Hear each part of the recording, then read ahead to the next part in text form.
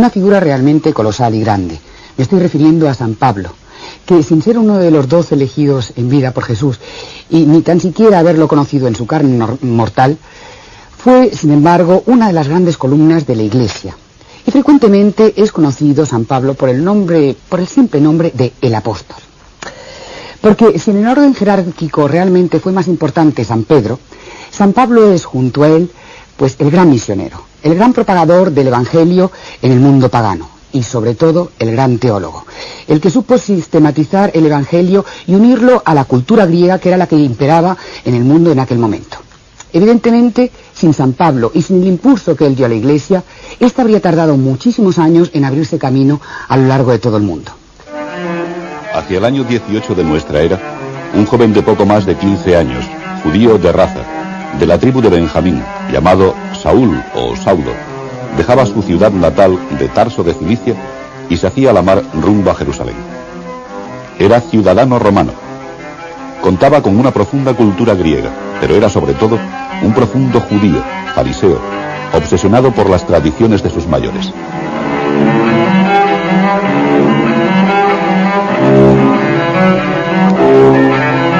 Meses más tarde nos lo encontramos en Jerusalén, a donde ha acudido para perfeccionar su formación religiosa, participando en la escuela del prestigioso Gamaliel. En esta escuela pasó varios años que coinciden con la adolescencia de otro muchacho que crece por entonces en Nazaret y que se llama Jesús. Pero ambos jóvenes no llegan nunca a cruzarse ni conocerse.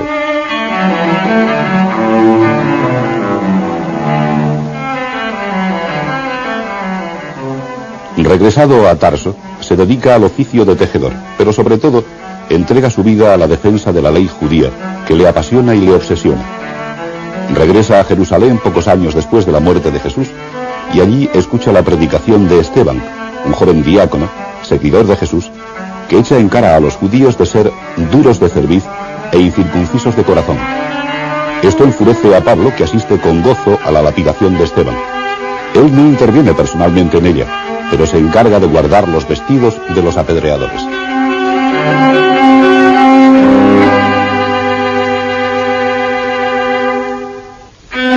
Se dedica después al oficio de perseguir cristianos, a los que busca casa por casa. Hasta que un día, en el camino de Damasco, es derribado por una luz del cielo y escucha una voz que le dice: «Yo soy Jesús, ese a quien tú persigues». Esa misma voz le encomienda que vaya a la ciudad para ser adoctrinado en la fe cristiana, que hasta ahora ha perseguido.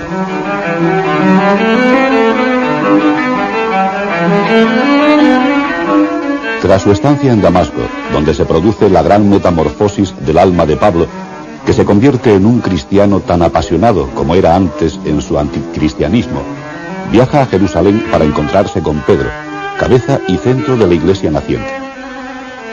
Inicialmente los cristianos desconfían de él, pues no olvidan su etapa de perseguidor, pero Bernabé presenta al neoconverso a Pedro y le cuenta toda su historia. Se encuentran así las dos grandes figuras de la iglesia naciente.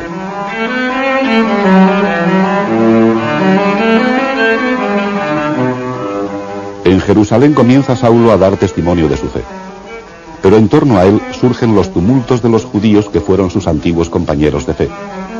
Deciden darle muerte, y una noche Saulo vuelve a oír la voz del Señor que le ordena salir de Jerusalén y le anuncia que le tiene reservada la predicación del Evangelio en las naciones lejanas.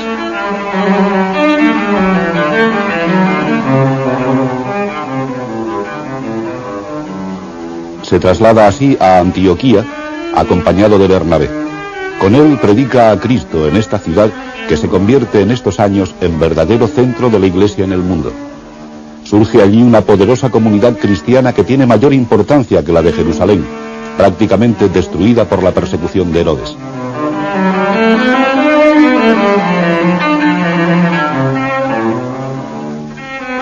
Comienzan enseguida los grandes viajes apostólicos de Saulo.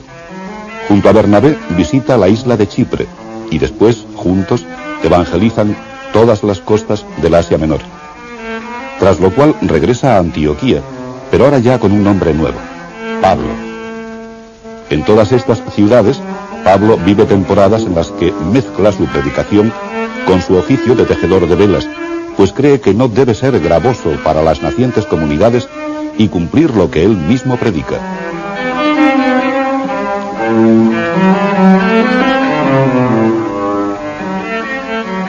El celo misionero le lleva a atreverse a hacerlo en la misma capital de la cultura de la época, Atenas.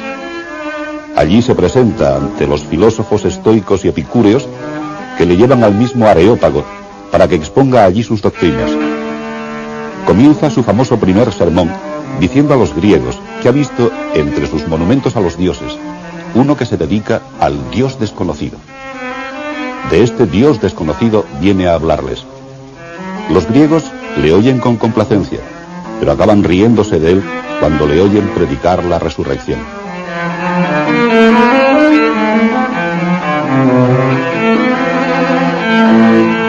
La vida de Pablo es un largo peregrinar de comunidad en comunidad por todo el Mediterráneo. Es juzgado por el César, pero sale absuelto. Y en estos años, con toda probabilidad, cumple uno de los sueños de los que ha hablado en una de sus epístolas: llegar al último confín del mundo entonces conocido, es decir, visitar y predicar en España. Con grandísima probabilidad, Pablo visita la Imperial Tarraco, la Tarragona de hoy.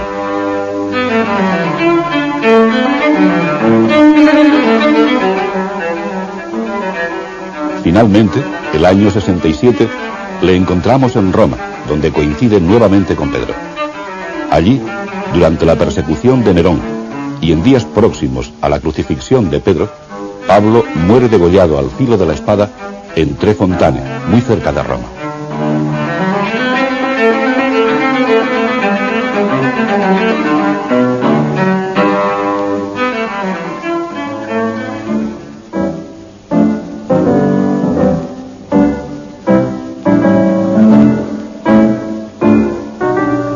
Tendremos que recorrer todo el área mediterráneo que cruzó repetidas veces de punta a punta en sus varios viajes apostólicos.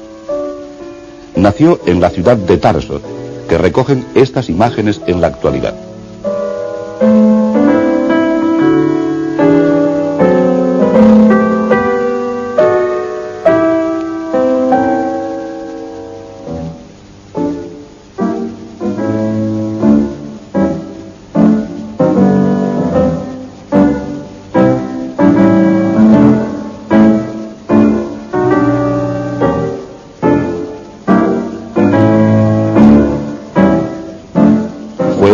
Parecido a este del Tarso actual.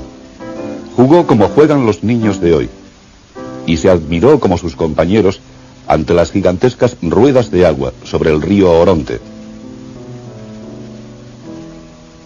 Se trasladó en su juventud a Jerusalén, donde estudió en la escuela de Gamaliel. Y aquí, en este atrio, presenció la lapidación de San Esteban. En el camino de Damasco le esperaba la gracia de Dios. Por esta puerta entró tras ser derribado del caballo. Y en estas calles vivió durante sus primeros meses como cristiano. Por este balcón, en este muro, fue descolgado cuando una manifestación contra él estuvo a punto de lincharle. Y tras una nueva visita a Jerusalén, donde se encontró por primera vez con Pedro, comenzó sus correrías apostólicas predicando primero en Chipre y después en muchos lugares del Asia Menor: Conia, Tróade, Filipos, Tesalónica, hasta que, por fin, se decidió a acudir a la ciudad que era la cabeza cultural del mundo en aquel siglo, Atenas, en cuyo Areópago habló diciendo a los griegos que entre sus dioses daban culto al Dios desconocido. De ese Dios, añadió, os vengo a hablar. Pero cuando a continuación aludió a la resurrección, los griegos se rieron de él y se alejaron.